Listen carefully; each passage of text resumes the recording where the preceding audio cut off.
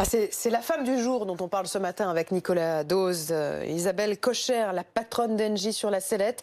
Peut-être que ce soir, il n'y aura plus de femmes patronne d'une entreprise du CAC 40, c'était la seule. Alors ça peut être décidé aujourd'hui et c'est malheureusement probable. Elle devait finir son mandat, mais peut-être qu'elle serait débarquée plus rapidement que prévu.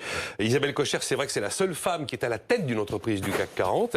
Et on peut dire à son actif qu'elle a totalement commencé à transformer l'ancien Gaz de France-Suez, puisque la partie énergie fossile est tombée à la moitié de l'activité. C'était beaucoup plus par le passé. Les énergies renouvelables, c'est un quart de l'activité. Et puis elle a développé toute une série de services très innovants pour économiser l'énergie, en fait. Et elle dit, la meilleure énergie, on le sait, c'est celle qu'on ne consomme pas. Alors, je rappelle que Engie, c'est le fruit de la fusion avec Suez en 2008, que ça s'appelle Engie depuis 2015. Il y a 158 000 salariés. L'État a 23% du capital aujourd'hui. Donc, qu'est-ce qu'on lui reproche ? Elle a autant d'avocats que de procureurs. Et puis, il n'y a pas de réponse objective, parce que ce qu'on lui reproche, c'est pas objectif, véritablement. La réponse est probablement dans des relations humaines, mais le très profond des relations humaines, c'est quelque chose que les gens ne racontent pas. Alors, il y a quand même un fait, c'est en 2016, quand elle est nommée, Emmanuel Macron à Bercy ne voulait pas. Et puis finalement, Ségolène Royal, ministre de l'écologie, l'a emporté. Sinon, je peux vous donner les résultats d'un audit qui a été réalisé sur son action à la demande du conseil d'administration d'Engie, et il est quand même très positif sur le bilan d'Isabelle Kocher.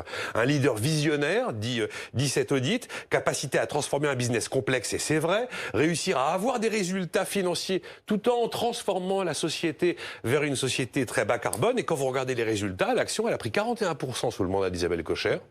Et le CAC 40, il a fait 25% sur la période. Après, les éléments un peu plus négatifs, c'est qu'il y avait un manque de confiance entre elle et son conseil d'administration, peut-être quelques erreurs de communication, et aussi une mauvaise gestion du dossier nucléaire en Belgique. HSBC disait au mois de janvier, elle mérite 4 ans de plus.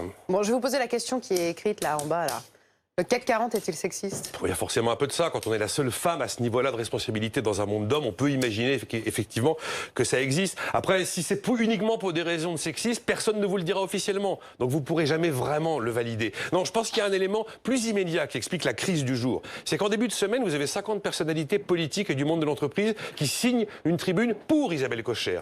Et dans ces personnalités, vous avez 3 gros opposants à Emmanuel Macron. Xavier Bertrand, Yannick Jadot et Cédric Villani. Alors plus que le sexisme dans l'immédiat, c'est sans doute un coup de sang de l'Élysée qui pourrait précipiter le départ d'Isabelle Kocher. Mais sinon, le mot d'ordre qui circule à l'Élysée, c'est vraiment que pour la remplacer, il faudra trouver une femme.